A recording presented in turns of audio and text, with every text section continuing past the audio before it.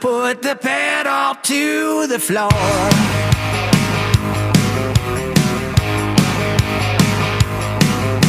It's loud and live and local.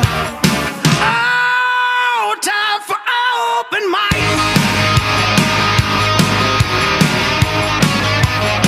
Oh, happy Tuesday, everybody. We are live. We are live. We are local every morning from 6 to 9:30 a.m. with so many ways to listen to us. FM 96.9 The Game, AM 740, HD 101.1-2. You can also listen on your phone by downloading that free iHeartRadio app. If you don't hear us live, you can find us on podcast. Just go to the iHeartRadio app, search for Open Mic 96.9 The Game, Open Mic on Demand. I don't know what you search for. You can find us, though. Just go to 96.9 The Game. You can also watch us on Twitter, on Twitch, and on YouTube. Go to YouTube, search for Open Mic live stream, and Adam Reardon, our video coordinator, has us all right there live and in color. Welcome to Open Mic. I'm Mike Bianchi, the Bulldog sports columnist of the Orlando Sentinel. That big fella that gaunt fellow over there is Adam Reardon, the deceptive intellect. Austin Pistolka is the big fella. He's the Sultan of Sound.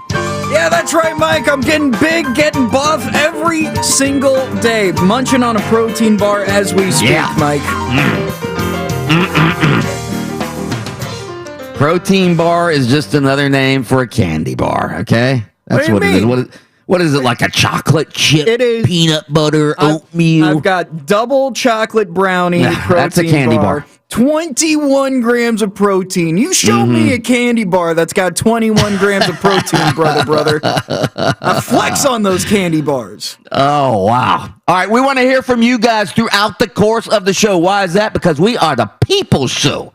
You can contact us. We even take calls, unlike many other radio shows, nationally and locally. You can call us, 407-916-8255. You can tweet us at 96.9 The Game. You can also text us in our Academy Sports and Outdoors text line. That's 50857. Do not forget, make an appointment every morning, including this morning at 7:10 a.m. We give you a chance to double your stimulus with an extra $1,400. How about that? 7:10 a.m. every morning. That's called appointment radio, ladies and gentlemen. We like to begin every show with our Open Mic early morning inspirational quote of the day.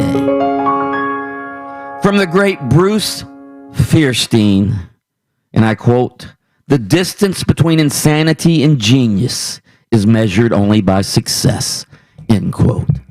Deceptive intellect? That would be, all right, you have success and genius and insanity? Is that what we said? Yeah. The distance between insanity and genius is measured only by success. Because a lot of times to be, a genius or successful, you got to be kind of crazy. And people decide whether or not you're insane or a genius by whether or not your plan was successful. Sometimes, think about Amazon, right? Think about Amazon. Jeff Bezos is a genius, right? He's a genius. Yeah. We look at him, you know why we think he's a genius? He was successful. If he had started that company and there he is on his bike and he's like riding around, we'd go, that guy's insane. I think they did call him insane because he wasn't quite successful yet. Right. They're like, who's going to order books online? Who's going to do that? My food? You're going to have food delivered to your home as opposed to go to the grocery store? That's the stupidest idea I've ever heard of. This guy's insane. Nope. He's a genius. Now he prints his own money. Wait a minute. You're going to put a computer in the phone? This guy, Steve Jobs, guy's out of his mind. He's crazy. This guy's insane. It all goes back to, if you're poor, you're crazy. If you're rich, you're eccentric. That makes me pretty damn crazy then, let me tell you. Nobody's crazier than me. All right, we got two teams in the Final Four. Let's hear some highlights from last night. Mitchell with it right wing, shot clock at 5, dribbles into the paint, finds Teague, left corner, 3 is up, and good again. Teague right side, drives inside, little floater right of the lane, high off the glass. No, it's followed in by Vital. Coming hard down the right side of the lane, the right hand rip. Here comes the horn. It is over. The Baylor Bears are going to the Final Four. Their first trip to the national semifinals since 1950. Battle for the rebound. Controlled again by Houston. Sasser step out three right corner. Got it. Another tip drill. Fabian White Jr. He'll back it out to Grimes. Grimes three on the right wing. Oh, the answer for Grimes. And the Cougars claw their way to the Final Four for the first time since 1984. 67-61. Houston is back. Houston beats Oregon State. They're back in the Final Four for the first time since Phi Slamma Jamma, Hakeem Olajuwon. And Phi Slamma Jamma, again, they beat Oregon State. We're going to have an all-Texas Final Four matchup between Houston and Baylor. I got to tell you, it was dicey a while for Houston last night. They blew a 17-point lead, but as you just heard, they came clawing back. It was like, I think it was 55 all at one point, and Quentin Grimes hits a three-pointer to break the tie, and Houston sort of won it from there. They got to the foul line a lot down the stretch, and again, Houston carrying the torch for the American Athletic Conference. We have a poll question about this. Now, obviously, it's a different sport. We know that, all right? If Houston somehow, some way wins the national championship, does that elevate the American Athletic Conference in football as well? I think it does. What? I think anytime your conference wins one of the two major sports, it puts eyeballs on your conference, first of all. And yes, I would say it elevates. It's sort of the what's the word that the entrepreneurs use when they want their everybody in their company to get along. Synergy. Clout. Synergy. Yeah, little synergy is what it is.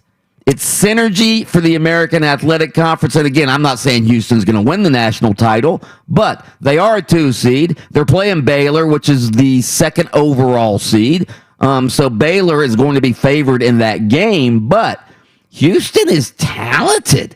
They are talented, although we haven't really seen what they're made of yet. I believe I read this this morning. Houston, the first team in history to play 4 double-digit seeds to reach the Final Four. The highest-rated team they faced was number 10 seed Rutgers in the 12th round. Oregon State last night, of course, was a 12 seed. All right, so Austin Pastolka obviously believes this does nothing to elevate the American Athletic Conference in football. Absolutely Adam Reardon, what? not. No. So I would say it gives the conference a nice little pop as a whole. But nobody's looking at it and going, well, I mean, Houston won it there. Because what happens if Gonzaga wins the national championship? Are we all looking going like, man, that West Coast Conference in football is something that, boy, you're not going to want to mess with them. Yeah, but Gonzaga. But first of all, Gonzaga doesn't even have a football team. Okay, all right. So I got a couple years ago. I had Villanova winning the 1AA Division II. Gonzaga is a long time now. They've been on the scene for 20 years, and I realize Houston was on the scene back when Hakeem Olajuwon plays, but there was no American Athletic Conference back then. I think anytime your conference accomplishes something in football or basketball, and here's the other thing. People are going to say this, all right? Here's what some of the other pundits will say. Wait a minute. You have an American Athletic Conference team, they get into a tournament, and they win the whole thing. Oh, no. This could be an impetus. This could be an impetus to the expansion of the college football playoff right here. Yeah. Now there's what are you laughing at, Pastolka? Why are you laughing? Sell that. There's somebody that will try to sell that. But remember, we've had an 8 seed in Villanova win the entire tournament. So nobody came out the very next day and go, you know what, if you had 35 teams competing for the national championship, you never know who could win that. 35 could actually win the championship. People aren't going to make that argument. I think what you do realize though is Houston's a really good basketball team. And now if Houston was a 5 seed or 6 seed, I think it's easier to brush off. But you look at Houston, and as you just mentioned, their path to the Final Four. And I discussed this with you in regards to Florida. Is when these roads present themselves to you, good teams take advantage. I mean, think about how great it is to be. Hey, you're the number 2 seed. You look up and you go, here's our draw. We're probably going to play this team, probably going to play this team. They got a great point guard. They got a great shooting guard. And then you end up playing all double-digit seeds. How fantastic is that for you to make it to the Final Four? If you take advantage. I mean, if you're not Mike White. Do we have give me a Kelvin Sampson quote before we get out of this topic? Sure thing. It's all about the players. It's all about them. This memory will last them a lifetime. They'll tell their grandchildren about this. Their mothers and fathers and their families and friends are watching them and experiencing it from afar. But these guys put in the work. They all have their story. They've all had to battle through adversity to come together as a team. We may not have the brightest lights, but our lights shine as bright as anybody else's because it's all about team. What does that mean? We may not have the brightest lights. I thought he caught himself. Listen, our players kind of suck compared to other people, but, we're a team. Kelvin Sampson, the Houston coach, talking about the memories of a lifetime. Memories like the corners of my mind. Does Kelvin Sampson? Doesn't he have Kelvin, not Kevin? Does Kelvin Sampson have like some stuff on his resume that he's not necessarily proud of? Was he? I forget. Yeah, he was coach at Indiana when they got fired. I think he got fired at Indiana for cheating. Yeah. Okay. Yeah, he got fired at Indiana for cheating. So interesting. Yeah, but I'm sure he's cleaned up his act since he's been at Houston. I'm sure everything's above board. Or he's cheating much better now. He's in the Final Four. Really learned his lesson. Hey, these are the corners I need to start cutting. Give me one more job. I've got a story. Well, he took Oklahoma to the Final Four as well. I have a dad story about Kelvin Sampson and my dad. That's next on Open Mic. Whether you're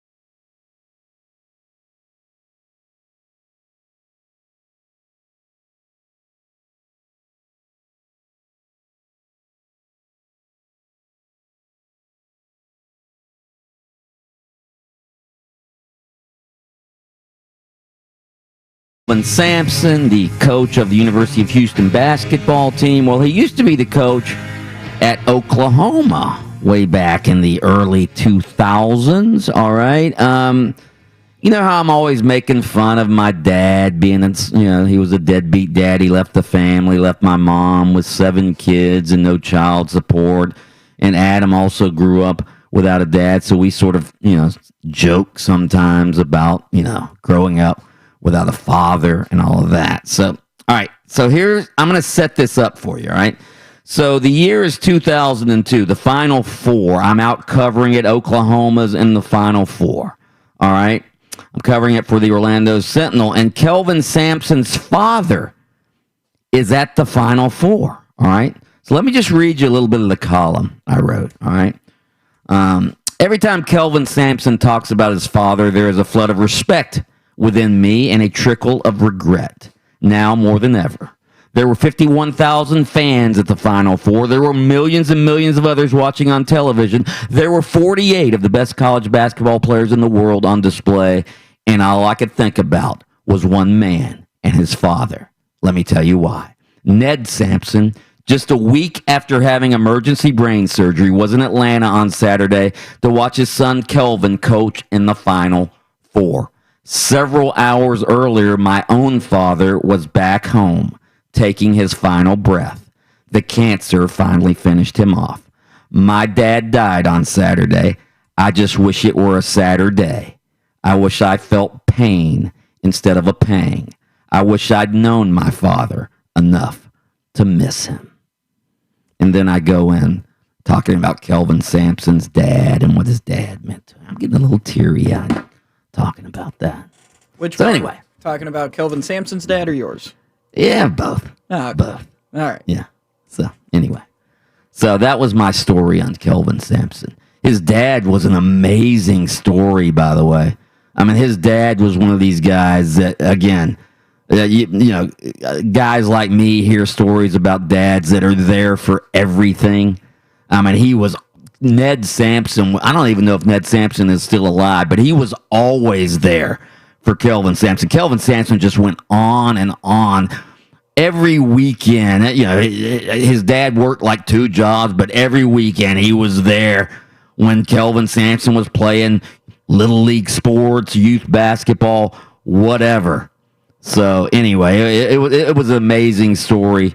And Kelvin Sampson, he's a hell of a basketball coach. Does he have a shady past? Yes, he does. But that didn't take away from his dad being there to coach, to watch him coach his first Final Four. So, are you a little sad now too, Adam Reardon? No, I mean, you sound like you must have reconnected with your dad in some way, shape, or form. A little bit. Yeah. A little bit. I mean, he but, it wasn't. I've located mine on Facebook. That goes to the extent that goes to the extent of our sort of. Yeah, but I would never send a message. My fiance wants me to reach out. I'm like, Daddy, reach out. I'm 43. What are you talking about? I'm going to talk to him now, but I'm 43. Actually, it's funny you were mentioning the father-son angle. It was UCLA was playing the other night, and they kept shooting up to the crowd where Mick Cronin's dad was there, and he was. I mean, you could just see how animated. I mean, think about it. My kids are 15 and 11. And when they do something on like a little league field, the pride you feel. Then imagine like that you kind of brought your kid into a sport, and then they've led this life that leads them to a place where they're on the precipice of the Final Four in college basketball, and how big a deal that is. The amount of pride that these guys must feel watching their kids. Absolutely. Absolutely. All right, spontaneous text question of the day. Spontaneous text question of the day. Okay, we're going to get into the Orlando Magic and the rebuild, all right? But we're not going to call it the rebuild anymore. We're looking it's all about branding, all right? We want a different branding name for what the Orlando Magic are about to embark on. Like, total rebuild sounds so negative, and it's going to take so long. A total rebuild. So we are going to rebrand what the Magic are going through. And we want you to come up with some names for that rebranding. Like I came up with one yesterday. In fact, you can read it in my column today at OrlandoSentinel.com. Cheap plug. It wasn't a column on rebranding. I just came up with this phrase. How about roster relaunch? Ooh, Roster relaunch. that's better than Man, mine. My immediate thought was return to glory. Yeah, something like that. Is youth movement a nicer way to say, listen, we're going really young? That's much here. better. Youth absolutely. Much better. Youth movement sounds like a positive. Hey, we're getting younger. Who doesn't want to get younger? Absolutely. Who can knock that idea? The Orlando Magic, the fountain of youth. That's it. What was Obama's phrase when he was running for hope and change? Hope and change. That's right. That's right. Hope and change. Yeah. All right, text those into 50857. Rebranding the Magic rebuild. We want positive comments about the Magic rebuild. All right, so we're going to get into this topic coming up. All right, so Jeff Weltman, obviously, he was on our show last week. He's the Magic's president of basketball operations. He's been on the job now 3+ years. 3+ years. He took over. Frank Vogel was the coach. One abysmal season under Frank Vogel. Then the Magic fired Frank Vogel. Best career move Frank Vogel ever made, getting fired by the Magic. All right. So they fire Frank Vogel. They bring in Steve Clifford. At 2 seasons under Steve Clifford, netted 2, bottom feeding playoff appearances for the Magic, and then this year. All right. So we're going to try to figure out coming up, how has Jeff Weltman performed as the Magic's president of basketball operations? Because again, when he took over, I don't think were either of you guys in town then? I don't think so. I came in right as he was. Yeah, and I was a little bit after. Yeah. Yeah. So when he took over, and again, people are going to question Jeff Weltman, but when he took over, there was an edict from management. All right, the Magic had been through again 6 years of a rebuild under Rob Hennigan, the former GM. Didn't make the playoffs. They were the losingest team in the league over those 6 seasons, and there was an edict. You need to get us back to the playoffs as quickly as possible. And Jeff Weltman did that. I mean, he fired Frank Vogel, hired Steve Clifford because he knew Steve Clifford was a guy who had a track record of getting teams, or at least one team, the Charlotte Hornets, to the playoffs quickly. So mission accomplished on that. But coming up, we're going to break down the Jeff Weltman regime and try to grade him on the job he has done thus far as the Orlando Magic's team president. That's next on Open Mic. Open mic.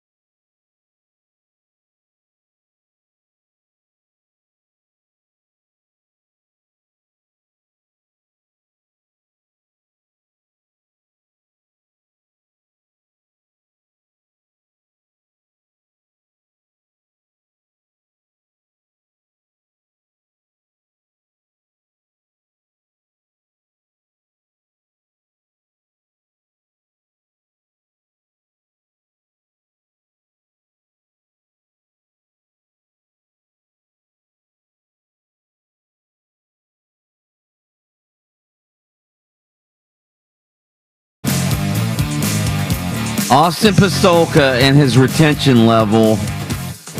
Good Lord. What'd I forget this time? Oh, you wanted Jeff Weltman. Here, don't you worry, Mike. I got it. No. All right. No. See, No. you shouldn't tell me these things right at the beginning of the break, Mike. 5 minutes? I'm a millennial. Retention level of a Pekingese. Yeah, pretty much. You kidding me? You want me to remember things for 5 whole minutes? Goodness.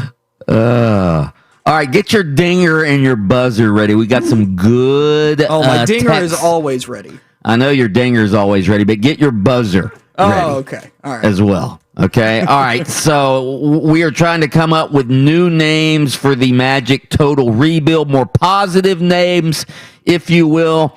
All right. Here we go. Believe again. Believe again? Yeah, believe in magic. Do you believe in? I like it. I'm dinging that one. Ding. Oh, you're dinging it? All right. I'm not a fan of that one. I don't know. In honor of Easter, how about the resurrection? Ooh. I like that one. What? All right, what are you gonna do? Buzz Jesus? Yeah. How am I supposed to buzz Jesus? That's blasphemy, is what that is. Absolutely. Comparing the Magic Rebuild to the resurrection. That's what that is. All right. Oh, I like this one from Azalea Park Bob.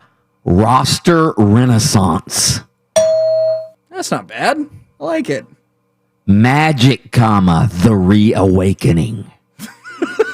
The reawakening? Yes. Magic rebirth.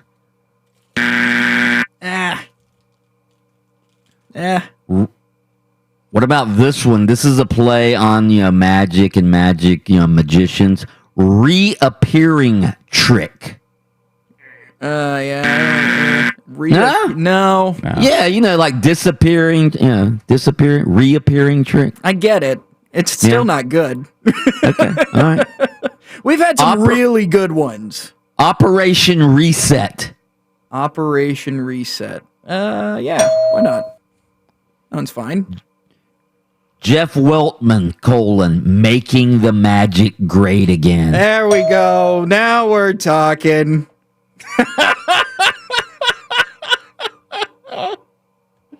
The look on Adam's face was great. What about this one? The Lazarus Project. Ooh. Coming back from the dead. That's good. I really like that one. Okay, this one is based on a former Magic. That every year when the Magic used to make the playoffs, they would have a saying, blue and white, which are their colors, blue and white ignite. That was their mantra for the playoffs. How about this one? Blue and white reignite.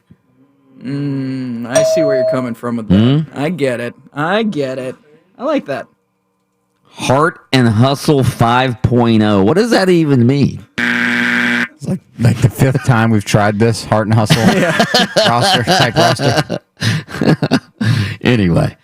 All right, so we were talking about Jeff Weltman earlier, and we're going to try to grade Jeff Weltman as the Magic's president of basketball operations. As we've been talking, for the last couple of days since the trade deadline and the fire sale of Nick Vucevic, Aaron Gordon, and Evan Fournier, the clock is now officially ticking on Jeff Weltman's job. I don't think anybody would deny that. Quite frankly, it's been hard to sort of judge him so far. Even though they've been on the job, he and John Hammond, the GM, have been on the job 3 years. They essentially inherited a roster 3+ years ago. And as I said last segment, they were given the edict to get back into the playoffs as soon as possible.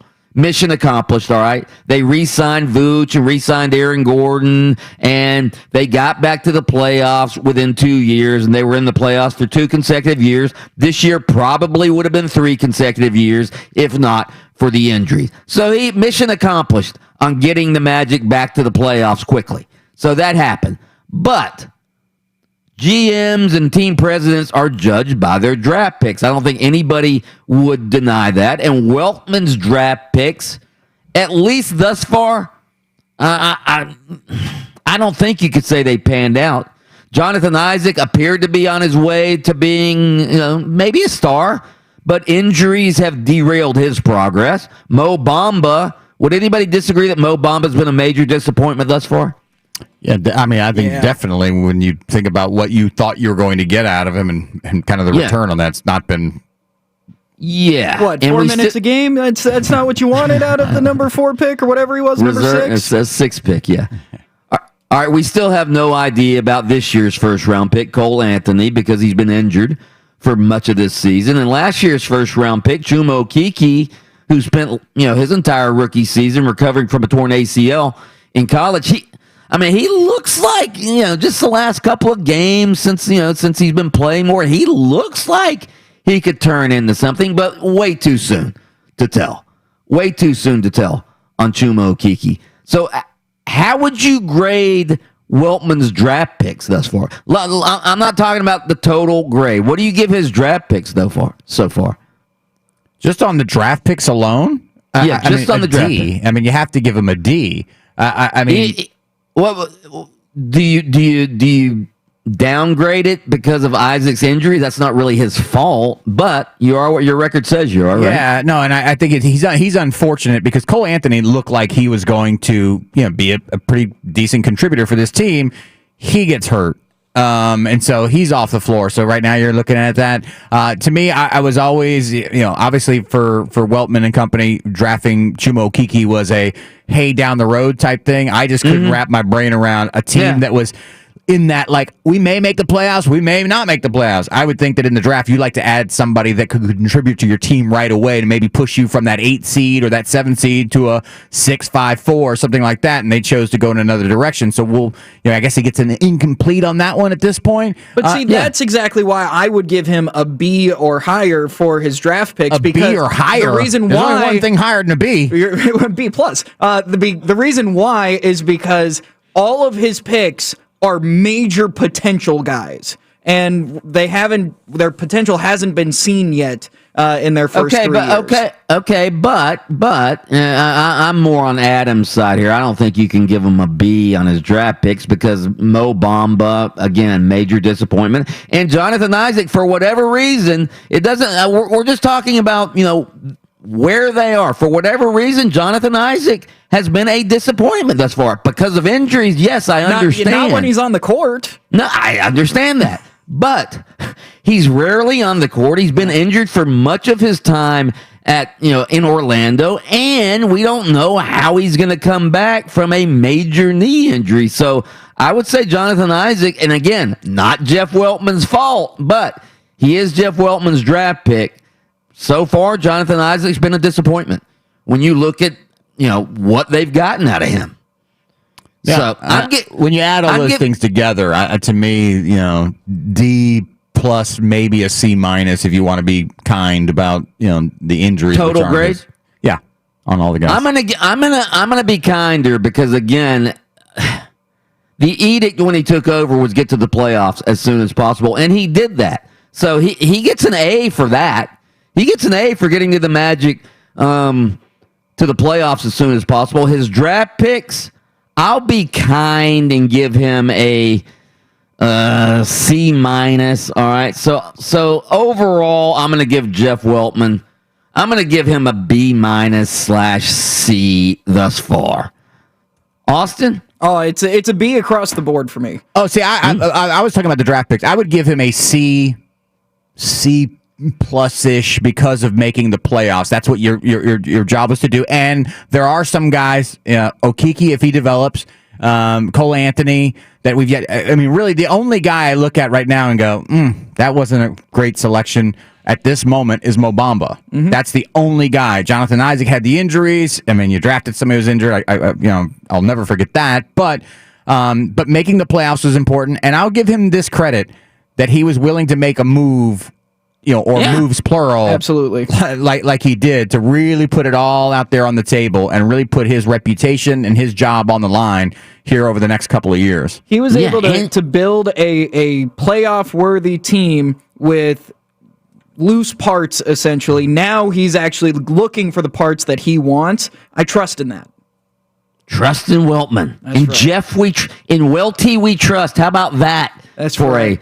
a moniker for the Magic's You know rebuild. what? It's the Jeff's kiss, okay? It's like the chef's kiss, but Jeff's kiss. All right, we want to know what you think. Go vote on our thought-provoking daily poll. What grade would you give Jeff Weltman and the Magic front office for their 3 years on the job thus far? Go vote at 96.9 The Game on Twitter. Straight ahead, why isn't Trevor Lawrence attending the NFL draft? Is this his subtle way of protesting being picked by the abysmal Jacksonville Jaguars? That's next on Open Mic. This is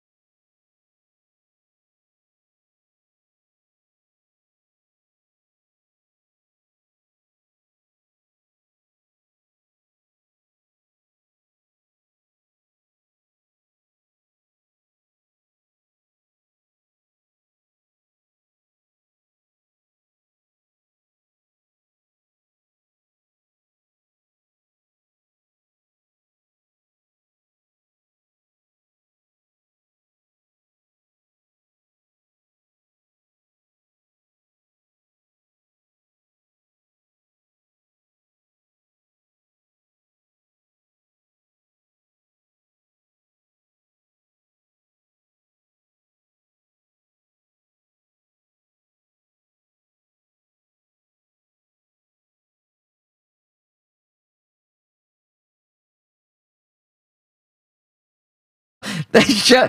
I mean, you could see it when they had sort of the far away camera view, but when they had like the driver's view from inside the car, I don't even know how the drivers could see. In fact, Eric Almirola, our boy from Tampa, he said after the race, honestly, the biggest problem is you can't see. Not good. Not good if you're driving and you can't see. If you're driving 100 and something miles an hour and you can't see what's in front of you. You know who had like a terrible day yesterday or this entire weekend was the guy who in NASCAR meetings, and they're like, listen, our numbers are slipping, attendance is down. What are we going to do? And the guy raises his hand in the corner. How about we do a little dirt racing? That'd be a great idea. And then all day yesterday, they're all looking back at him. Great idea, Bill. Great idea. This truly was like, hey, what do race fans love? I mean, there are dirt tracks all across this great nation. Yeah. We should put one of them on. Yep. Well, they screwed up because I mean they wanted to do it at Bristol. All right, there were some dirt tracks who are used to having dirt track races, like Tony Stewart, the great NASCAR driver. He owns a dirt track in like Ohio, Eldora Speedway, and he wanted them to come race there, and they said no, we're going to do it at Bristol. We're going to bring in a bunch of dirt and all this. Well, it turned into a disaster. And, but they're going to bring it back to Bristol next year. Maybe they've learned some things that they can tweak for next year, or they're praying not for rain. Yeah, and pray not for rain. So, anyway, all right. Our spontaneous text question of the day: we are rebranding the Magic's total rebuild to make it sound more positive. So we want you to text in 50857. We want you to text in some positive names like, making the Magic great again, Magic the Reawakening. Those are a couple we've gotten. Magic Rebirth, Roster Renaissance. Those are what we're looking for. How about this one, Austin? You ready? Ready. Control Alt Delete. I like that. That's not positive. It's super positive. Control Alt Delete. Out with the old, in with the new. Burn it all to the ground. Let's do it again. How about that one? No. Let's do it again. Let's barely make the playoffs again. No. Anyway, keep those coming in. 50857. Don't forget, 7:10 a.m. this morning, your first chance at $1,000. I'm sorry, not $1,000. $1,400. Chance to double your stimulus every morning at 7:10 a.m. right here on Open Mic. So make an appointment for that. All right, so it's widely assumed that the Jacksonville Jaguars are going to draft Trevor Lawrence, the Clemson quarterback, number 1 overall. In fact, Urban Meyer, the Jags' new coach, he pretty much let that be known when he was talking to NBC Sports. Here's Urban Meyer talking about the Jaguars drafting Trevor Lawrence. Is there any real mystery that you're picking Trevor Lawrence? I'd have to say that's the direction we're going, and I'll leave that up to the owner when we make that decision official. But I'm certainly not stepping out of line that's certainly the direction we're headed. Okay, so that's Urban Meyer talking to Peter King of NBC Sports. Urban Meyer also said this about Trevor Lawrence. He checks all the boxes, and the number one common quality of every great player, not just quarterback, is competitive maniac. He's 34-2, won a national title as a true freshman, and is a winner. And I've seen him up close and in person compete. He's what do you call him? A what maniac? A competitive maniac. A competitive maniac.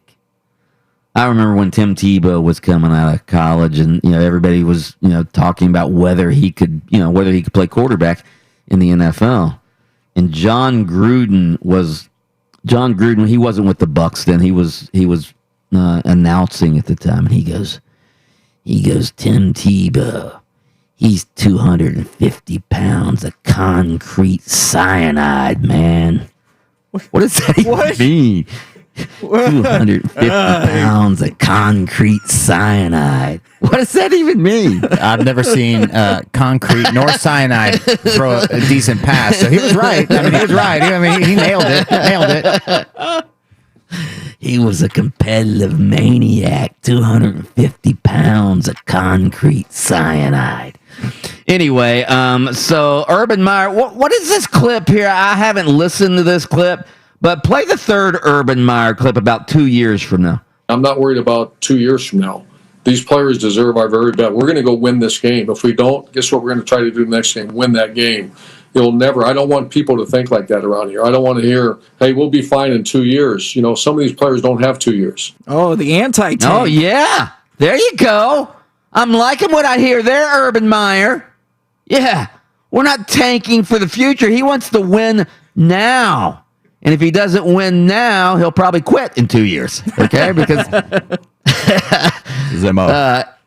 anyway, I'm curious about Trevor Lawrence not attending the NFL draft. That was announced the other day. Adam Schefter reported that even though the draft is going to be, there's going to be, it's going to be open this year. There's going to be a limited number of fans. It's going to be in Cleveland. And obviously, ESPN, which televises the draft, and the NFL Network, they would have wanted Trevor Lawrence to be there, to be up on stage for all the pomp and circumstance. Not that they can't have cameras where he's going to be. He's going to be with friends and family, I guess, in Clemson.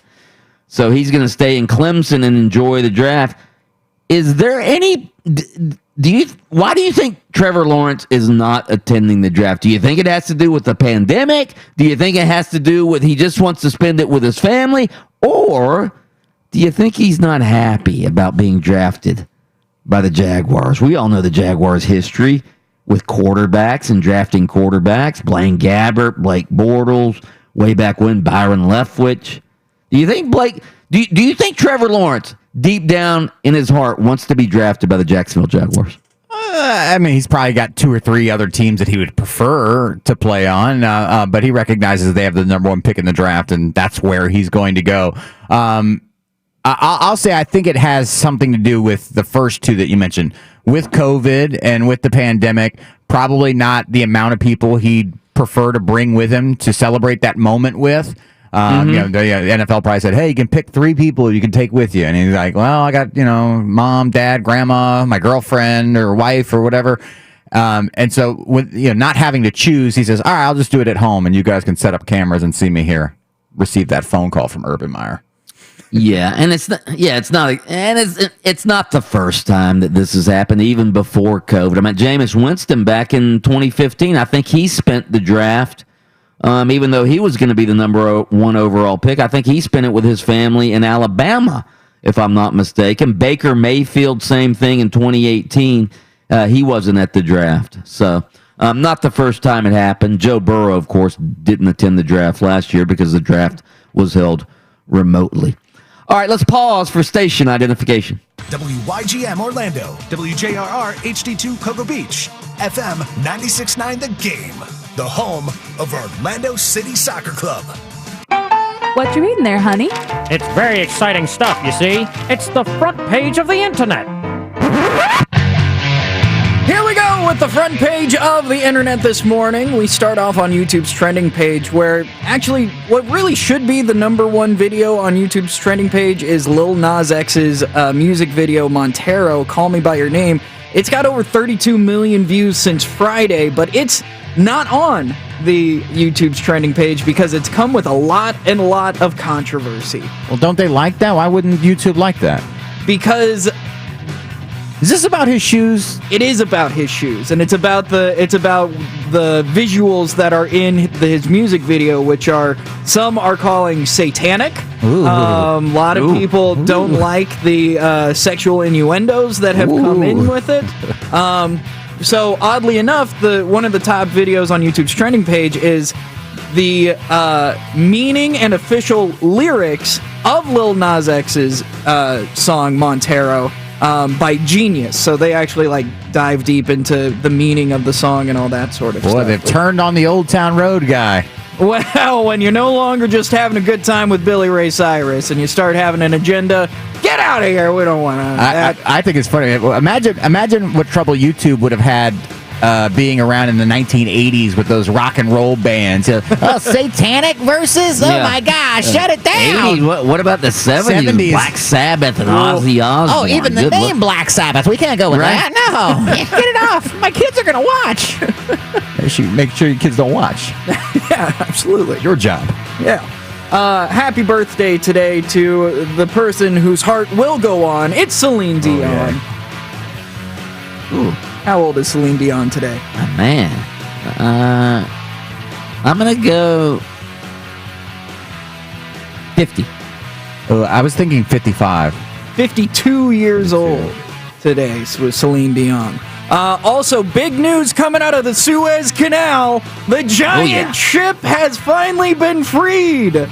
Every single person who has been on the internet has seen all of the jokes about the Suez Canal and how... what happened? You haven't heard about this? Get out of here, Mike. Nah. What happened to the ship? A giant shipping ship got lodged. Shipping ship. How else do you want to describe it? You know? Cargo ship. Cargo ship. Yeah. It's bigger than a cargo ship, though. It has a bunch of shipping containers on it. Right. Yeah.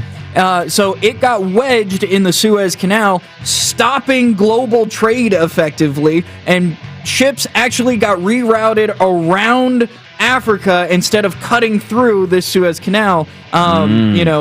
Using trade routes from the 1700s in order to go around the Cape. The guy had to go around Cape Horn. That is correct. Right. They absolutely did, and nobody knew how to get this ship free because it was like lodged into the side, and every redneck that I've ever seen was like, "Well, you just got to get a rock chain, the boat back and forth. You got to rock the boat. You know, they grab a chain from one end, chain on the other end, get 2 Ford F-150s, and just pull them, man. Let me tell you."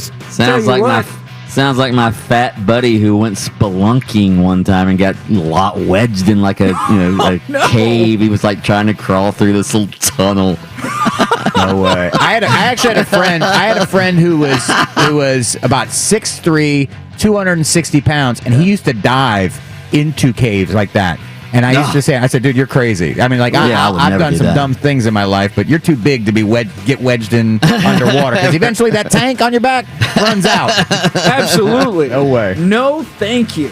That's pretty much it for the front page of the internet today. That is the front page of the internet. All right, Austin, here's your homework. I want you to Google now how many lawsuits are now have been filed against Deshaun Watson, because 3 new lawsuits accusing Deshaun Watson of sexual assault and inappropriate conduct were filed. 19.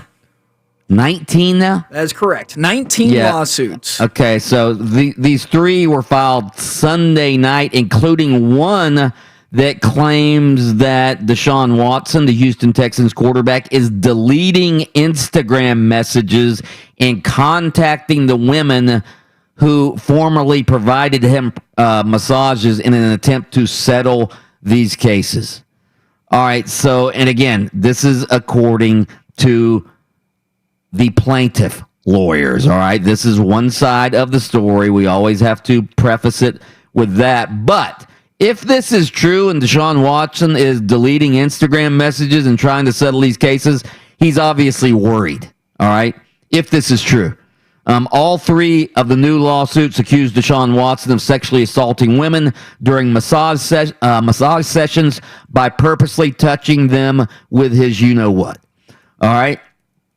The 3rd lawsuit also includes the accusation, as I just mentioned, that he is deleting Instagram messages and contacting the plaintiffs in an attempt to settle the lawsuits. Watson's attorney, Rusty Hardin, very well-known, famous attorney, said Monday in a statement that Watson has not deleted any Instagram messages over the last 2 weeks and categorically denied that his client contacted any of the women directly.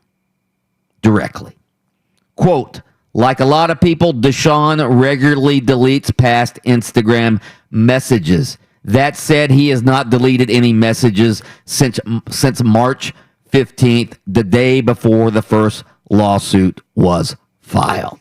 End quote. So that was Rusty Hardin. Man, this is getting troubling. Very troubling.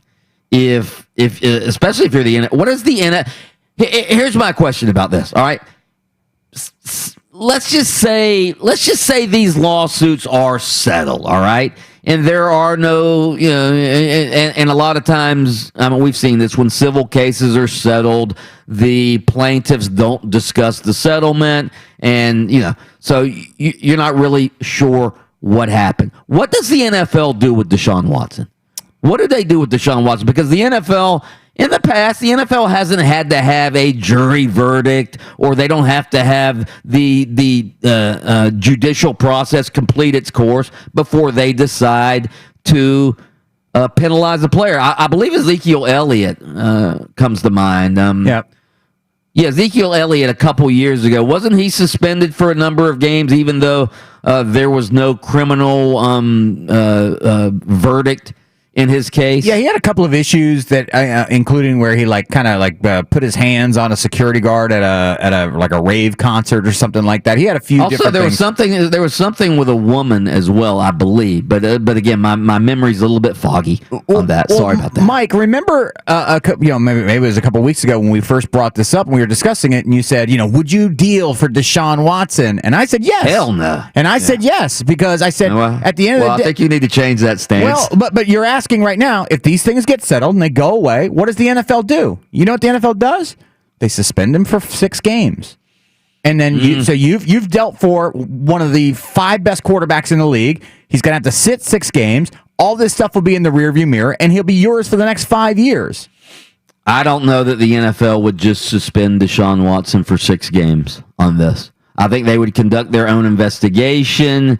But if those women have a non-disclosure agreement, they are going to be of no help to the NFL's investigation. And when you enter into an agreement in a civil case, as you mentioned, 110 out of 100 times, there's a non-disclosure agreement where it would be written in there where those women couldn't talk to the NFL. The NFL would basically have to go with things that they've done in the past. I think he'd get 6 games, and then we'd move forward from there. Oh, I don't. I think he would be suspended at least a season, which brings to mind, and again, we are going best case scenario right now for Deshaun Watson. Why would he be suspended for an entire year, though?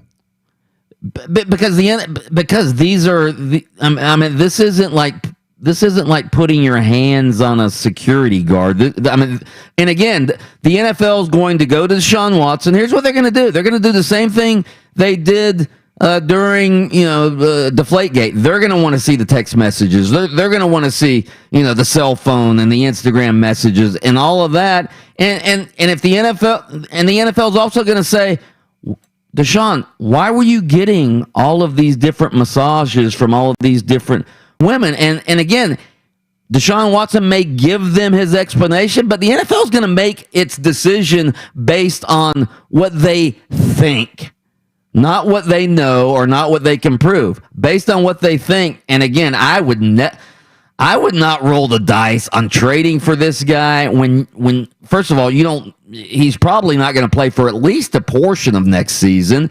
There might be criminal charges down the line. So again, you don't know what's going to happen. But if you think they're all the cases, is that what you're saying? You think if all the cases are settled, he maybe will get a 6-game suspension, and therefore, all right. But let's go back to what we know right now. We don't know that these cases are all going to be settled, right? Yeah, at this point, you don't.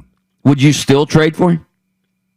Right now, you don't know that the cases are going to be settled. Would you give up a couple of first-round draft picks for Deshaun Watson right now?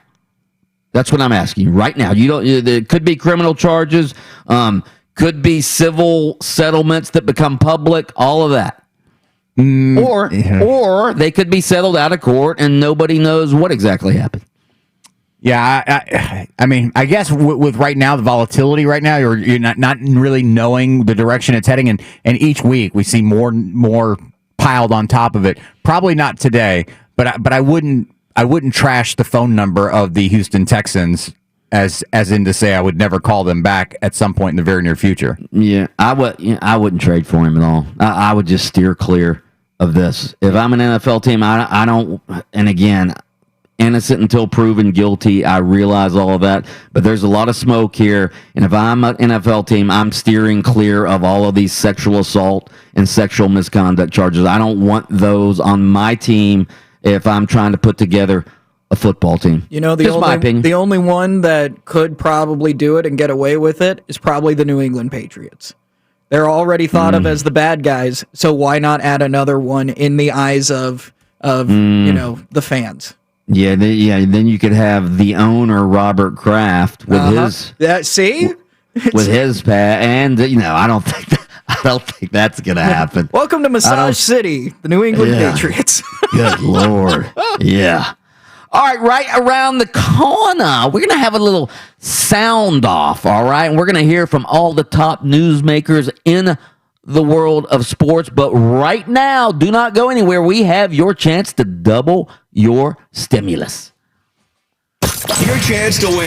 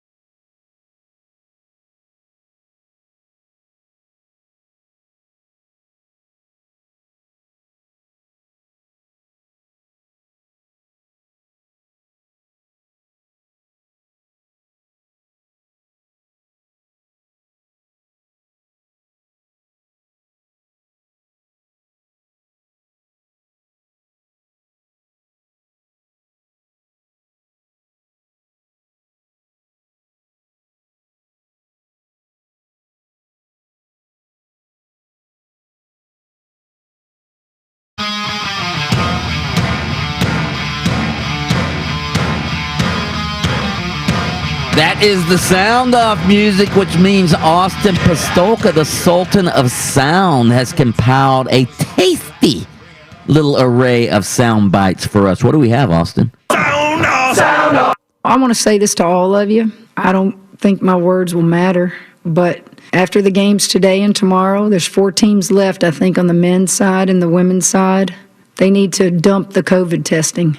Wouldn't it be a shame to keep COVID testing and then you got kids that end up having test positive or something and they don't get to play in the Final Four? So you need to just forget the COVID test and let the 4 teams that are playing in each Final Four go battle it out. So, that's Kim Mulkey, the head coach of the Baylor Lady Bears. Who many people think got robbed last night by a bad non-call at the end of the game against UConn. Correct, but oddly enough, not a lot of people talking about that right now because of this comment that I'm going to editorialize real quick is real stupid. So she says that COVID testing needs to be dumped for the good of the Final Four. You know, it'd be so disappointing. Mike, what are your thoughts on her comments? Yeah, again, you go through an entire tournament, you go through an entire season with protocols and testing and all of this. No, I don't think you should stop it during the Final Four. Now, if you wanted to, if there was a team in the Final Four that did have a COVID issue and couldn't play, again, the Final Four right now is, limited number of fans. It's in one site. Why couldn't you postpone it a week or two? That would be a better idea to me than just say, okay, let's have a bunch of positive COVID tests out there playing against each other. No, I don't think that would be a good idea. And let's not forget there'd be a huge liability issue on the NCAA's part and on the part of the programs involved. So, first of all, the lawyers would never allow that to happen. Adam, what do you think about that? No, I mean, as I'm hearing this lady speak, I'm thinking to myself, this is a person that's like in a position of, like when you recruit kids, it's all about, hey, I'm going to take care of them like they're my own. This is family now. That was so stupid to say because, sure, let's just play the games. COVID be damned. And then after the game, once 1 or 2 of our kids got COVID and they go home and help kill grandma or grandpa, hey, well, at least we got the Final Four game in. That was great. I mean, listen, grandma and grandpa sacrificed for the women's Final Four. Good for them. No. You test. And here's what you do going into this Final Four is you lock it down as much as you can, maybe even tighter than you ever have before because you know what's riding on it. So, yeah, congratulations. You made it to the Final Four. Girls, boys, don't go out to your local pub and celebrate, amongst the college kids or anybody else that may be out and about in the community. Keep it locked up. Keep it tight. There's only 4 teams left. You got 2 games to be a national championship. You can survive not being in contact with the general public for another week or so. Can you imagine the message that would send if that were actually the case? Could you again? It's just insane. The message that why would you do that instead of just postpone the Final Four for a week or 2? Why wouldn't you just do that? So, yeah, that's crazy. Real quick, which is worse, Dan Mullen's Pack the Swamp comments or these? This one. Yeah. Yep. There you go. Oh yeah, because Dan Mullen again. I don't think did she say that? Dan Mullen said his in the heat of the moment. That obviously was thought out. What she said. Sound off. We had a great QB room.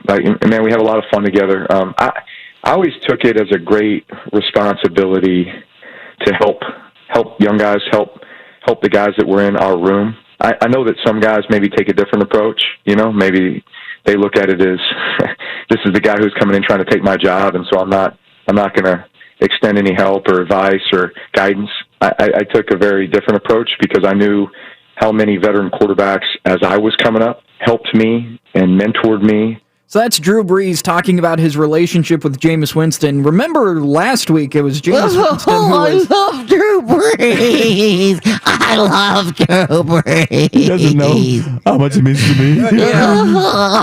Drew Brees not exactly reciprocating that emotion in this interview. Nobody's ever showed emotion like that when talking about the guy in front of him on the depth chart. So, what do you think now after hearing Drew Brees' response to this? How do you feel about Jameis Winston's emotional outpour?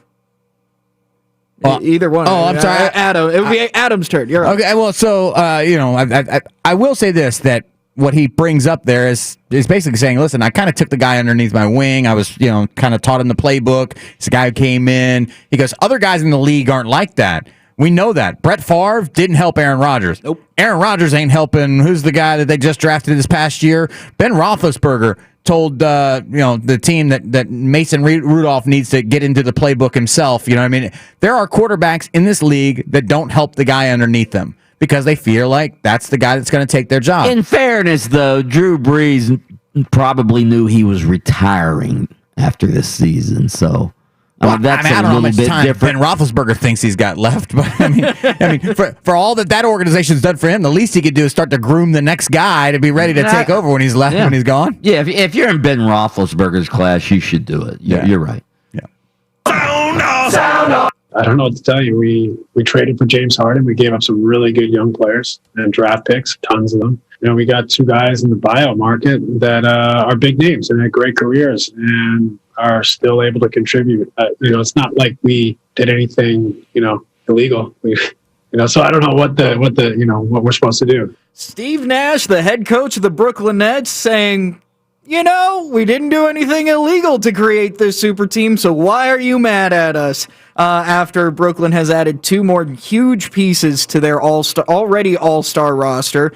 Mike, how do you feel about all this? I don't like this buyout market thing going on because, again, it's not like the big market teams don't already have an advantage. All right, now you're having guys like Andre Drummond just signed with the Lakers on a bargain basement deal because he got bought out by his former team. The Nets just snagged Blake Griffin and LaMarcus Aldridge because they got bought out by their team. So these really good big market teams, all right, these really good teams are getting talented players at a bargain basement price. I think that's a loophole they found in the system, and I don't like it. I don't like it because, again, I'm a small market guy. I'm a mid-major guy. I want the mid-major teams to be able to compete, and this is just another example of the big market championship caliber teams in LA and New York being able to sign the best players. Sound off. That is the sound off for today. All right, straight ahead, Kyle Trask. Is he being overlooked by NFL scouts just like he was college recruiters? We're going to get into that next on Open Mic. Open Mic. We'll be back in a couple minutes. I'm sorry. Extremely sorry.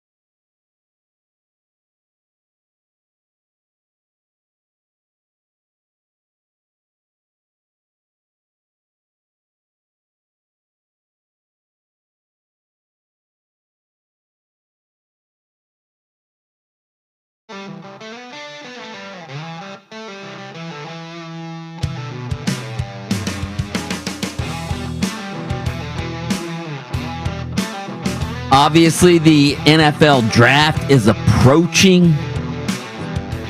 I'm not a big draftnik like Brandon Kravitz. I do like the draft. The first night, I don't watch the second, the second day and the third day like Kravitz does. But I do like the NFL draft. And obviously, there are multiple quarterback prospects out there. Several teams are interested in, obviously, Trevor Lawrence. He's going to go number 1 to the Jaguars. Urban Meyer's pretty much already said that. Zach Wilson, the BYU quarterback who UCF fans got a load of in the Boca Bowl. They saw how good he was. Trey Lance, of course, Mac Jones, Justin Fields. Those are all the quarterbacks that are being mentioned. My question is this. Where in the hell is Florida Gators quarterback Kyle Trask? Again, coming in, out of the season, like Kyle Trask was being mentioned with, he wasn't being mentioned with Trevor Lawrence or even Zach Wilson or Justin Fields, but he was in the conversation at least with Mac Jones and Trey Lance and guys like that, and now he's not even in the conversation. Again, he's being talked about as a second rounder, maybe a third rounder. I don't get it. I really don't. And we know that Kyle Trask, coming out of high school, wasn't recruited by anybody because he was behind De'Aaron King in high school, so he didn't have many scholarship offers. He sat and rotted on the Florida Gators roster for 3 years until having a brain infarction. Who got hurt? Felipe Franks. Felipe Franks gets hurt. All right, and then he gets put in, and Dan Mullen goes, wow, you're pretty good, aren't you? And then he has a record-breaking year this past year as a starting quarterback of the Gators, completes about 70% of his passes, 68.3, I'm sorry, 4,283 yards, 43 touchdowns. So he's big, 6'5", 240 pounds. He's not a dual threat guy like Lamar Jackson. But he ran the ball a little bit in college. I wouldn't say he's, elusive, but he's certainly not afraid to run the ball. He's not Ben Roethlisberger back there as a statue. So again, I don't understand why Kyle Trask is not being mentioned with guys like Mac Jones and Trey Lance and again, even Justin Fields. I don't know that Justin Fields is any better than Kyle Trask. I'm going to say this right now. Call me a Gator homer, if you will. Kyle Trask will be better than every quarterback in this draft other than Trevor Lawrence and Zach Wilson. There. How about that? Okay. Huh? Go ahead. Call me a Gator homer. Well, that is a Gator homer take, but I will say this, that I think that the gap between 1 and 2, there's a decent little gap there. And I think the gap between 2 and 3, there's a decent little gap there. And I don't think there's much of a gap between 3 and 6 at this point. It just so happens that amongst most of the people that pay attention to this stuff, that document it, that make their mock drafts, Kyle Trask is 6. Where he ranks in relation to Mac Jones or Trey Lance or some of these other guys, I'm not exactly sure. But when you're if you're a quarterback who's picked in the second round in a very heavy quarterback, drafted class, it still means you had great value. You were just one of the guys that 5 teams needed quarterback. You'd need 6 to need quarterbacks, and that's just a lot in the NFL in the first round. I'd have to go back and look and see when the last time 6 quarterbacks were drafted in the first round. But if he's the number 6, here's the other part to it. You may end up in a better situation the further down you go. Yeah, I'm not saying that. He may get, who knows, the Patriots that may pick help. him up. That may help your argument. In 3 years from now, if Justin Fields is just getting obliterated because he plays for a team that's got no offensive line, and Kyle Trask is sitting behind a team that had invested in offensive line and some weapons around, you may look up and go, see, I told you guys, look at Kyle Trask is much better than Justin Fields. when Trevor Lawrence has turned into Blake Bortles. Trevor Lawrence has turned into Blake Bortles, and Kyle Trask is the next Tom Brady in New England, or the next Ben Roethlisberger in Pittsburgh. That you're right about that. I mean, he might get picked up. The Patriots have signed Cam Newton, but they're still looking for their quarterback of the future. The Steelers are going to need their quarterback of the future. The Washington football team, even though they were 7-9 last year, they were a playoff team, and they just signed Fitzpatrick as sort of a stopgap. So that's another place that he could end up as a quarterback of the future. So you're right about that, Adam. It might be. Or what about Tom Brady? Maybe this is his last year. Kyle Trask to the Bucks. Oh, come on. Who do they have as their backup quarterback? Blaine Gabbert, right? Yeah. Is Blaine Gabbert still the backup quarterback for the Bucks? I mean, that'll tell you all we need to know. Yeah. I mean, listen, you've got everything else locked up. I mean, you got these guys all returning, and you got a team that won the Super Bowl. The defense seems like it's well set. You know what I mean? At some point. That would be a perfect situation for him, actually. If he's not going to go to a team and start right away, why wouldn't you want to go to the Bucks, learn from Brady? I'm sure Brady's not one of these guys who's not going to take the young guy under his wing. Brady's in no danger of being benched. So yeah, Brady will move you in and give you kisses at night. Good night, good night, Kyle. And then when he leaves, Kyle, I love Tom Brady. Thanks so much for me. By the way, another college football story real quick. Vanderbilt announced yesterday $300 million facilities project is now going to start, or at least they're going to start raising the money for it. They've already got a bunch of it raised. They got $200 million already raised, and 300. That shows you right there how rich the SEC is.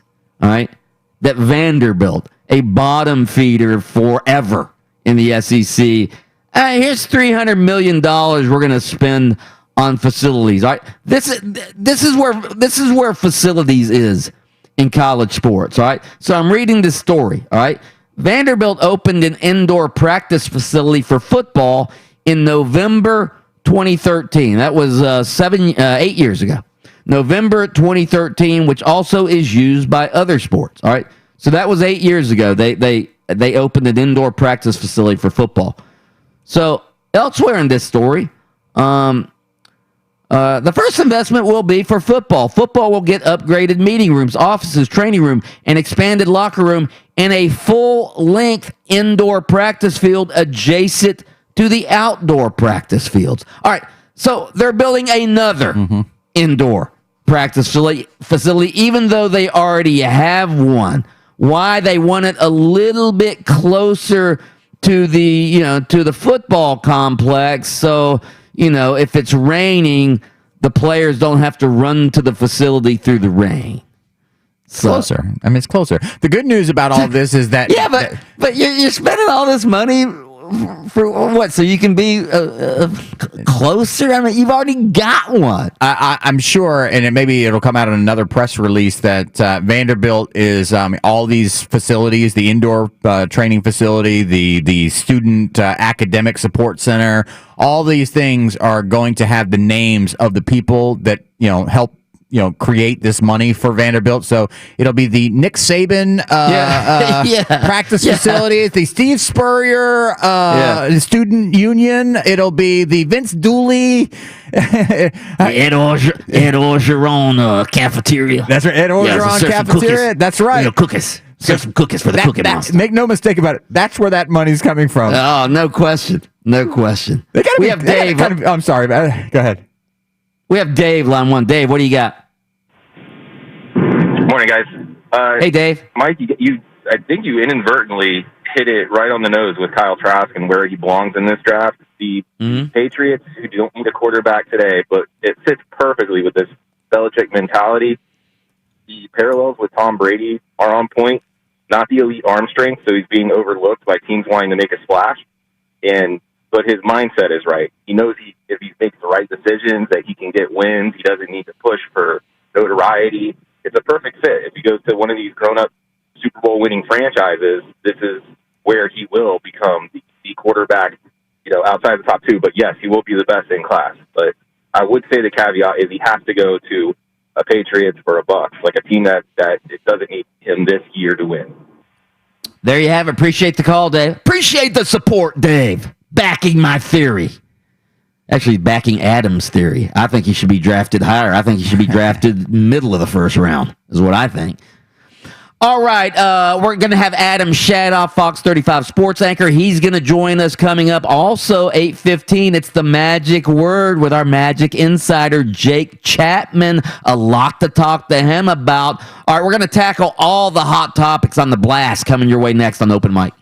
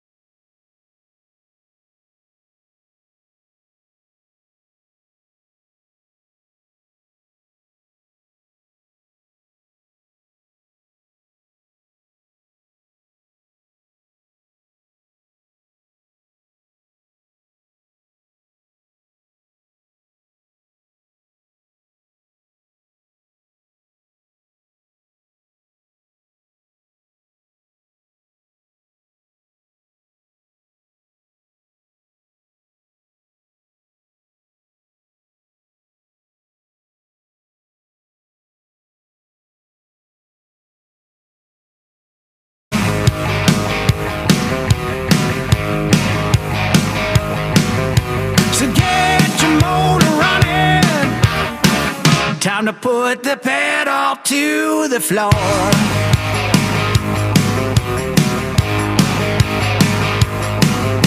It's loud and live and local.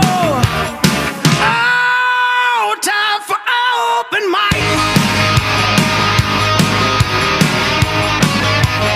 Welcome back to Open Mic. I'm Mike Bianchi, the Bulldog, some people call me. I'm the sports columnist of the Orlando Sentinel, joined as always by Adam Reardon. We call him the Deceptive Intellect, and of course Austin Pistolka. You know him as the Sultan of Sound. Yeah.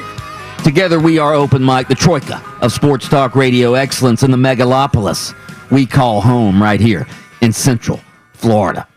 Our spontaneous text question of the day. Spontaneous text question of the day. We are trying to rebrand the Magic's total rebuild to be more positive. Total rebuild, that's just not good branding. All right? Sounds like it's going to take a long time. Sounds like, again, total rebuild. No, we want something more positive. We want you to text in 50857. We want you a positive mantra for the Magic's rebuild. What was yours, Adam Reardon? I think it was like youth movement or something like that. Yeah, yours was like youth movement. Mine's roster relaunch.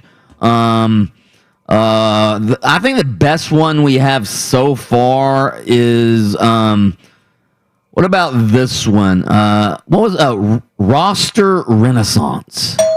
Renaissance. Or Magic. Magic, the reawakening. The reawakening. Then we had blue and white reignite. Somebody texted in. I like that all of these really do sound like just action movies. That the sequel to a bad action movie. Yeah. Then we had Control Alt Delete. Somebody texted it. You know what? That one's even better. Orlando Magic. Watch us make an NBA franchise disappear. That's not positive.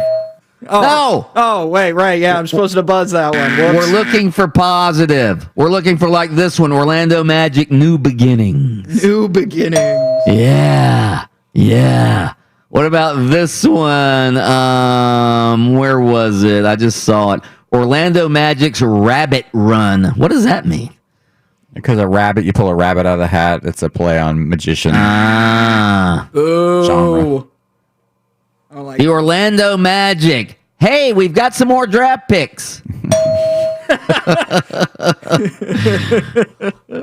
Anyway, keep those coming in. 50857. We had I like having college basketball in the middle of the week. We had Monday night college basketball last night. We're going to have more games tonight. Give me some highlights from last night's game, Austin Pistolka. Mitchell with it right wing, shot clock at 5, dribbles into the paint, finds Teague, left corner, 3 is up, and good again. Teague right side, drives inside, little floater right of the lane, high off the glass. No, it's followed in by Vital. Coming hard down the right side of the lane, the right hand ripped. Here comes the horn. It is over. The Baylor Bears are going to the Final Four. Their first trip to the national semifinals since 1950. Battles for the rebound. Controlled again by Houston. Sasser step out 3 right corner. Got it. Another tip drill. Fabian White Jr. He'll back it out to Grimes. Grimes 3 on the right wing. Oh, the answer for Grimes. And the Cougars claw their way to the Final Four for the first time since 1984. 67-61. Houston is back. Houston is back. Claw their way to the Final Four for the first time since 1984. And that was the Phi Slamma Jamma team. Hakeem Olajuwon. Who else was on that team? Clyde Drexler? Yeah. Yeah, that was the Phi Slamma Jamma team. Again, it's been a long time for Houston to get to the Final Four. Even longer for Baylor. You just heard that. Baylor beats Arkansas last night. They haven't been to the Final Four since 1950. That was 71 years ago, for crying out loud. Now we have an all-Texas semifinal in the Final Four. Baylor versus Houston. Here was Kelvin Sampson talking about what the Final Four means for his Houston team. It's all about the players.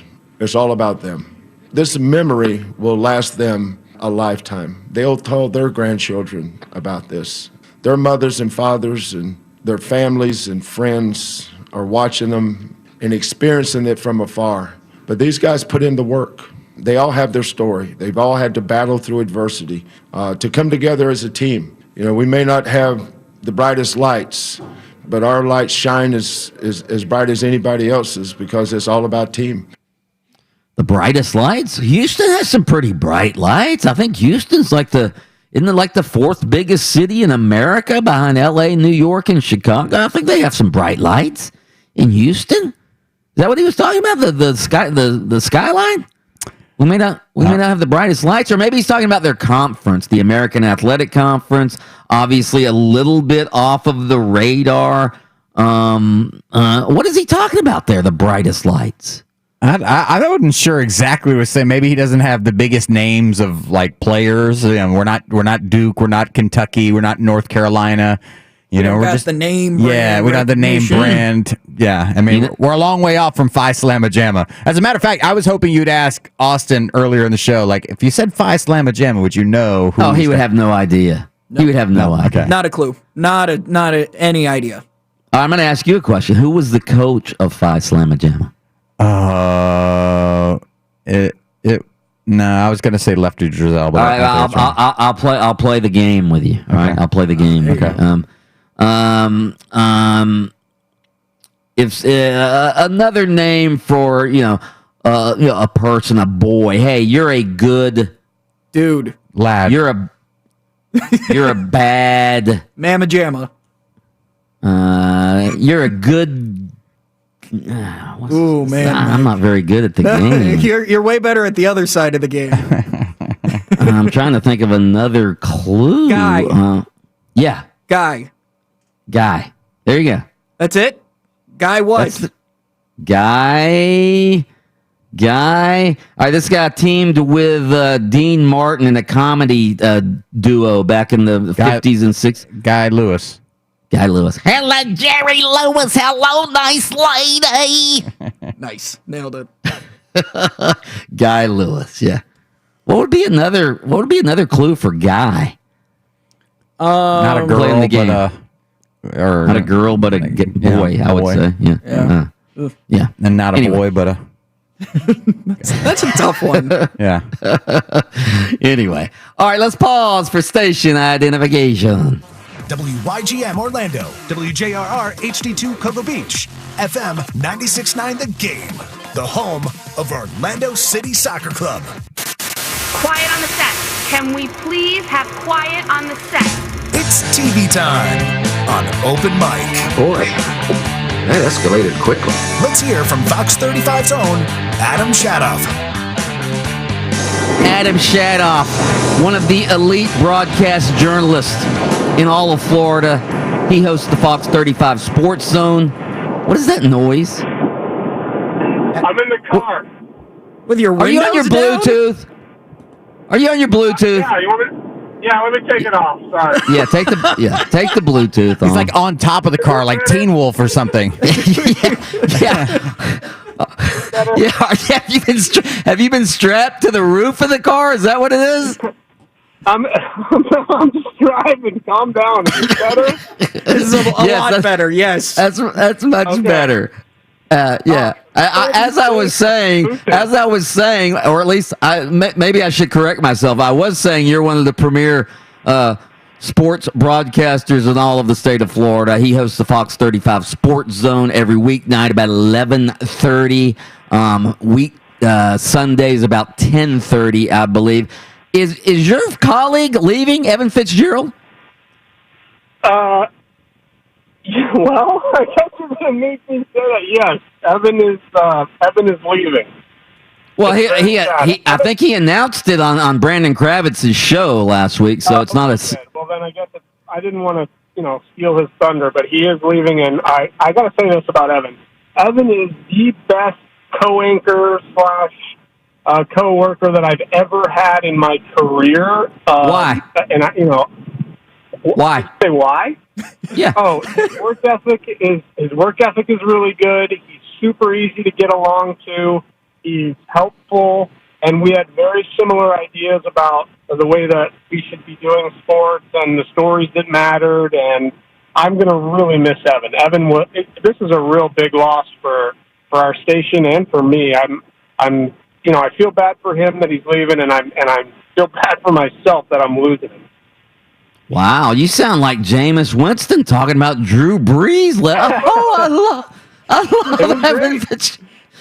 No, we were a really good team. He was great. I'm sad to lose him. Well, we're going to miss Evan Fitzgerald as well. I love watching you guys on the Fox 35 Sports Zone. You're right. You guys do make a hell of a team, Adam Shadoff. But you're still there, and we're happy about that. All right, you ready for a little shout-out with Shadoff? Let's do it. Shout it out from the rooftop. Woo-hoo! It's time for the Shadoff Shout-Out. Here we go with the shout-out this week, brought to you by Frank Gay Services. If you need an electrician or a plumber and you need them right now, you can go to frankgayservices.com. They will hook you up with all of your electrical and plumber needs. That's frankgayservices.com. Let's start off with the open mic thought-provoking daily poll, which is this. What grade would you give the 3-year regime of Orlando Magic president Jeff Weltman and his front office staff? A, B, D, or F? No C's here. Mike, how do you grade him? Wow. So we can't go incomplete based on... Nope. Okay, all right. Give me the full grade. All right, so Jeff Weltman was hired with the edict of, hey, we've been out of the playoffs for a lot of years. You need to get the Magic back to the playoffs immediately. He did that in 2 years. Mission accomplished. He fired Frank Vogel, brought in Steve Clifford, which I think was a really good hire. So I'm going to give him an A on that portion.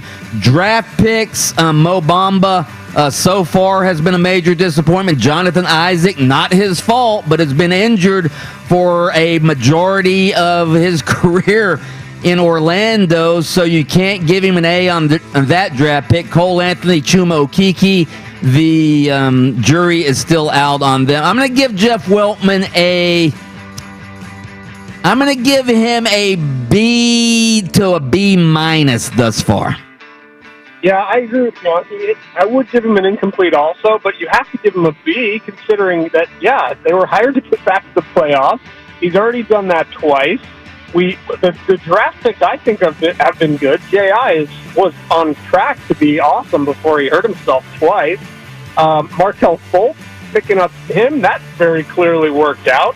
He's made a lot of great choices. Bamba, to be determined. I'm not sure. Cole Anthony looked like was very promising. Chuma looks very promising. He's made a lot of great decisions. And, like you said with Steve Clifford, I like that move as well. That's worked out. It's just they need a little bit more time. But, I give him a solid B right now. With 46% of the vote, D wins this one. Oh, God, wow. Magic fans are not happy. No, they are not. What do they expect? Supplemental poll number 1, is Gators quarterback Kyle Trask being undervalued by NFL scouts just like he was by college recruiters? Yes or no? Adam? Where do they have him going?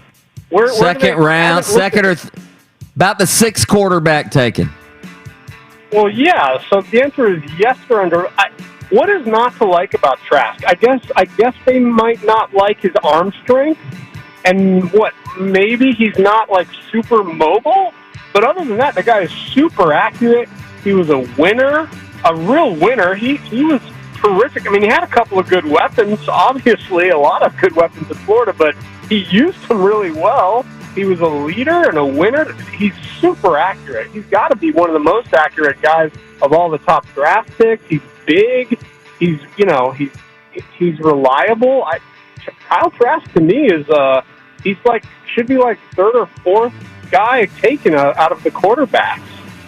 Wow, I can't believe I actually agree with Adam Shadoff on something. I said this earlier. I'll say it again. Other than Trevor Lawrence and Zach Wilson, give me Kyle Trask over Trey Lance, over Mac Jones, even over Justin Fields. Give me Kyle Trask. Again, 70% passer this past year, 43 touchdowns. That was an SEC record. And you mentioned his size. He's 6'5", 240 pounds, accuracy, and it's not like he's a statue back there. It's not like he's Ben Roethlisberger, He can run around a little bit, not afraid to run the football. I like Kyle Trask as the third best quarterback in this draft. With 54% of the vote, yes, they are undervaluing him. Supplemental poll number 2 is Clemson quarterback Trevor Lawrence declining an invitation to attend this year's NFL draft a subtle way of protesting being picked by the Jacksonville Jaguars? Yes or no? Mike. As much as I'd like to take a shot at the Jaguars, the Jaguars are my team. No, I don't think it's that at all. I think it's, he says he wants to spend the draft in Clemson with his teammates and family members in Clemson. I think it's another reason, though. The draft is in Cleveland. Who the hell wants to go to Cleveland? All right, I'm going that. I'm going it's because the draft is in Cleveland. You can't fault him for doing this. And he said before he had any idea, what the draft order was going to be, he said he wanted to do this, I believe. So it's not, this isn't, I don't want to go to the Jags. This is what I wanted to do. That's it. I don't think he's a petty kind of a guy that would do that anyway. That's not the type of makeup that I gather from what Trevor Lawrence is. With 88% of the vote, no, that is not why he is not going to the NFL draft. Supplemental poll number 3, if the Houston Cougars win the national championship in basketball, does that do anything to elevate the status of football in the American Athletic Conference? Mike, explain this question. AAF.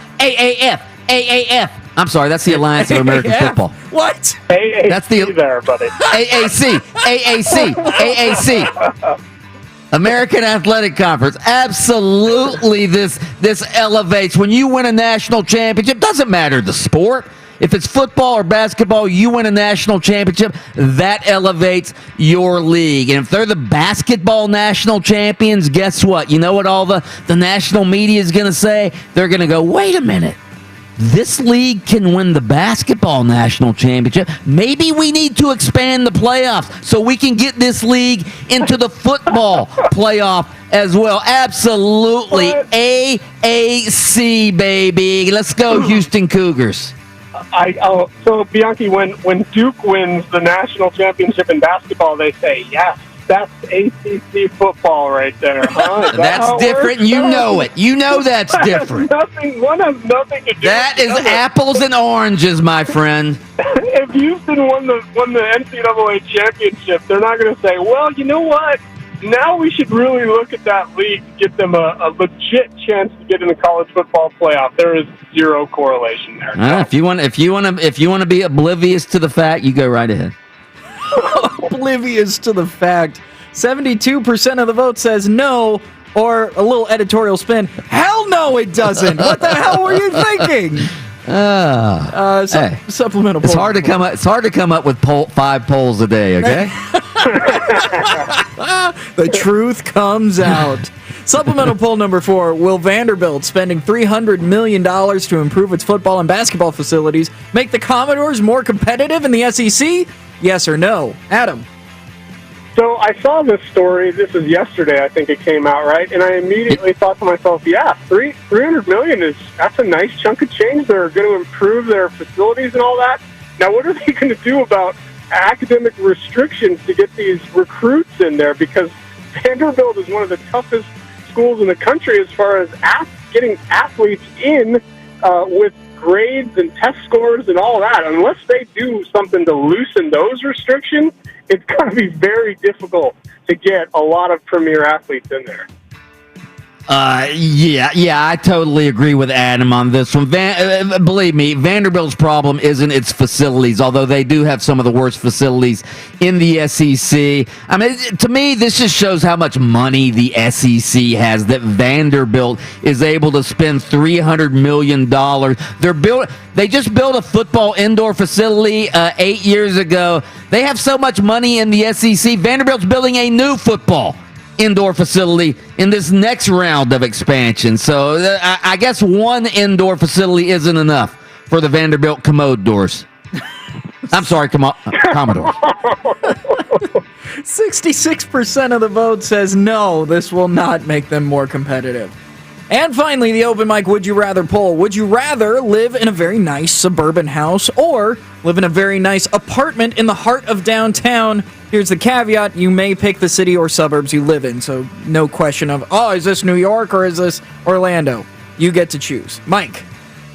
Oh, you know me. I'm a country guy. I like a little space. I want a nice house with a big lot in suburbia, maybe a pool as well. So yeah, I'm going. Yeah, preferably I'd like a nice house on a lake out in the country somewhere. But suburbia is the closest thing. I'm going apartment in the city. We used to be out in the suburbs in Lake Nona. We moved to a smaller house with a smaller lot in near downtown Orlando. I just like being close to everything. You get restaurants and shopping, and you're very central to everything. I'm going apartment in the city. Excuse me. With 80% of the vote, suburbia wins this one. I'm kind of shocked by that, to be honest. That's the way America is now, though. Our demographic is more suburbia, I think. Yeah, I'm pretty sure that checks out. All right, Adam Shadoff, we will catch you on the Fox 35 Sports Zone. Thank you, my friend. All right, see you guys. That was kind of touching hearing Adam Shadoff talking about his teammate, Evan Fitzgerald. Best teammate he ever had. Best co-anchor he's ever had. All right around the corner. What are we going to talk about straight ahead? How about, all right, let's us three delve into the question, what grade do we give Jeff Weltman and the Magic's front office staff during their 3 years? We've got the magic word coming up next. Oh, that's right. We have. We'll ask Jake. Well, I don't know if Jake Chapman can give a grade because Jeff Weltman's his boss. But we will get Jake Chapman's. We will get his branding ideas for the new Magic branding mantra. That's next on Open Mic. Open Mic, the best radio show in town. Isn't that right, Urban Meyer? I don't know who creates a story like that.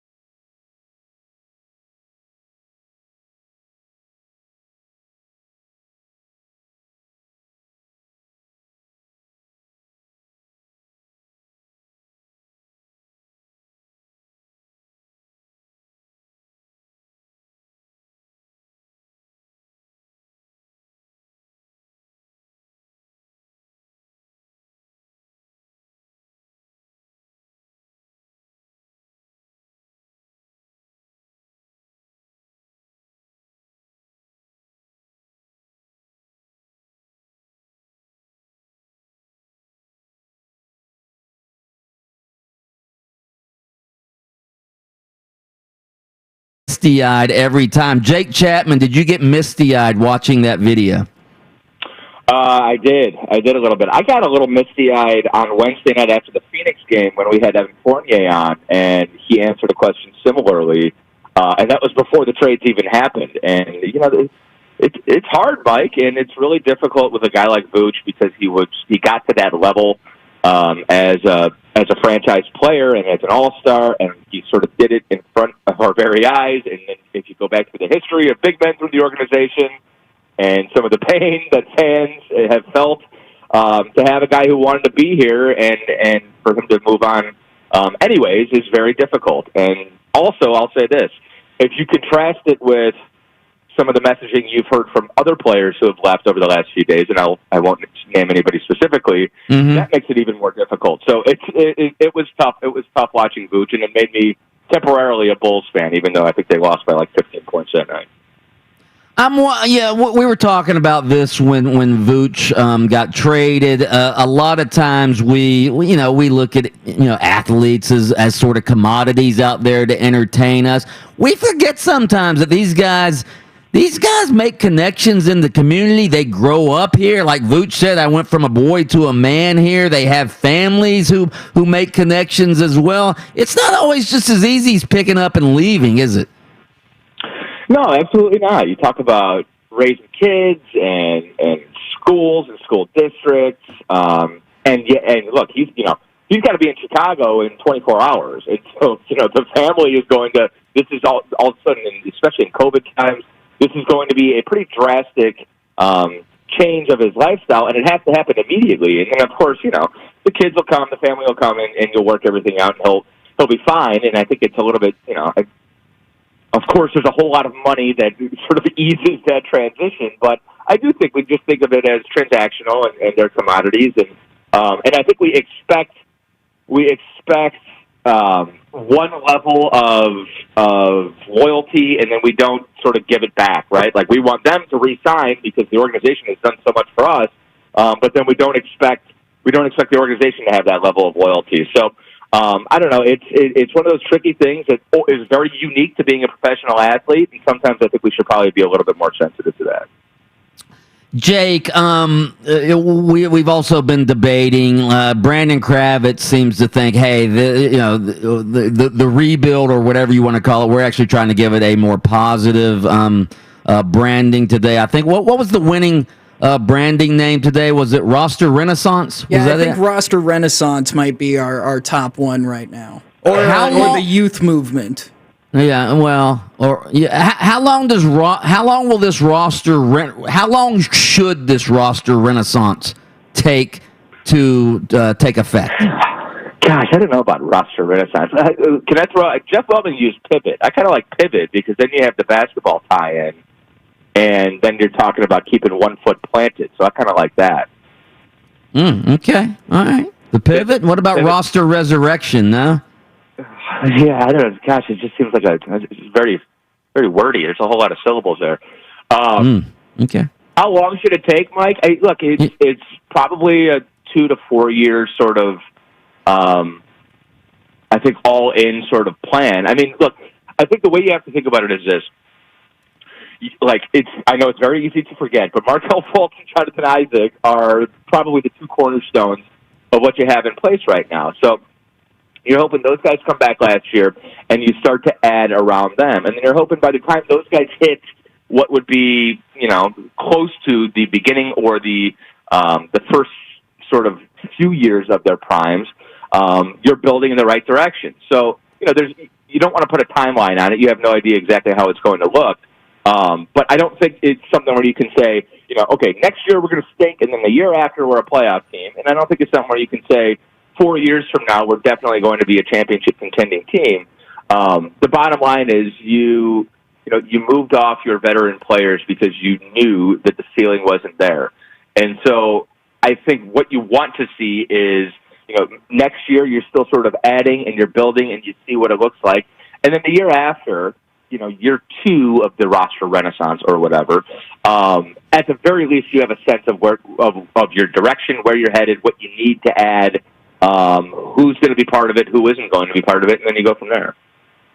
We were talking about Jeff Weltman today. He was hired 3+ years ago, and I guess the jury's obviously still out on what sort of job he's done as the president of basketball operations. Would you agree though? And I said this earlier, when he was hired, the edict was, hey, the Magic had just been through a rebuild under the Rob Hennigan regime, and the edict was to get back to the playoffs as soon as possible. So in that respect, it was like, hey, he accomplished that, right?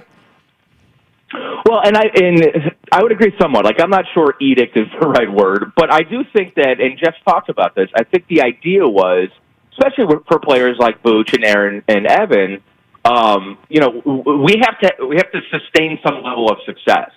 And so, that doesn't mean you go out and throw money at free agents and just say, like, okay, the goal is making the playoffs and losing in the first round to Toronto or Milwaukee, because that's not the way to do it. You have to have a positive sort of trajectory. But I do think, like, when you're an organization that in 6 years hasn't made the postseason, Vooch needs to experience that. Evan and Aaron need to get to that level and at least have a sense of, okay, we're working with something positive here. We have something to build off of. So I think there's a whole lot of value in building the culture of the organization, the locker room, and your best players at least up to that level. And then you see if you are a step or two away or maybe a few more steps away. Like, I don't think entering this year, the plan was to rebuild. In fact, I know it wasn't. The plan was, let's see if we can make it a little further than we did last year, and let's see how close we are to an actual championship contending team. And the injuries obscured all that. But with that said, the plan wasn't also just, as long as we make the playoffs, everything else is fine. Like, you wake up every day with the ultimate goal being to make a championship, but, or to make a championship run. But as we know, like, you have to make the playoffs first in order to get to that point. So I think you try to build it up slowly with what you have. And then one day, if you get to the point where you say, this collection probably isn't going to be able to get to that point, then you make decisions like you had to make last Thursday. Hey, real quick, Jake. There is some concern among small market NBA teams about the buyouts that happen in the NBA. Guys like Andre Drummond, getting bought out by their former teams, and then the Lakers signing for a bargain basement price. We've seen what happened with the Brooklyn Nets and Blake Griffin, obviously, and LaMarcus Aldridge. Is that an issue among some small market owners? Well, I think the issue is, like, I don't like the idea of, okay, Al Horford's under contract, but he's just not going to play the rest of the year because Oklahoma City that's where they are. They want to play the kids, and they know they're not good. I don't like the idea that, the optics of Blake Griffin sort of dragging a knee around in Detroit, and then all of a sudden he's in Brooklyn, and not only is he yelling, I still got it after alley-oop dunks, but then he's talking about it to the media like, oh, everybody thought I stunk in Detroit. Well, everybody thought you stunk because you stunk. Like, we watched you play basketball in Detroit. So I think I do think there's an element, Mike, of, and I don't know how to change it. Like, the small market thing gets overblown. Like, Milwaukee is in a pretty good place right now because they have their superstar and he resigned there. But in, San Antonio did just fine for 20 years. I don't know if it's a small market thing, but I do think the buyout market and the trajectory thing, like, okay, we're not a playoff team this year and we have this guy. What do we do with them? I don't know exactly what the league can do about it, but it's pretty bad optics. You're always going to have a team like Brooklyn that's just going to keep adding and adding and adding, and it's not going to look great, but I'm sorry, like, LaMarcus Aldridge doesn't have that much game left, and Blake's only got a little bit of game left. So if Steve Nash wants to keep adding these guys, and if he thinks he can make it work, fine. But come the second or third round of the playoffs, I'm not sure it's going to be that helpful. Like, build a team the right way, and I think it'll bear out in the postseason. And I'm not sure that that'll be the case with Brooklyn. I think they're really good, but we'll see. But I guarantee the league has their eye on it, and stuff like that. It doesn't look great. Small market or no. Jake Chapman, co-host of Magic Drive Time every weekday afternoon right here on this very station, 6 p.m. Jake, we appreciate it. Okay, anytime. There it has the magic word from Jake Chapman. We're going to get the word on all the hot topics with Mark Daniels as the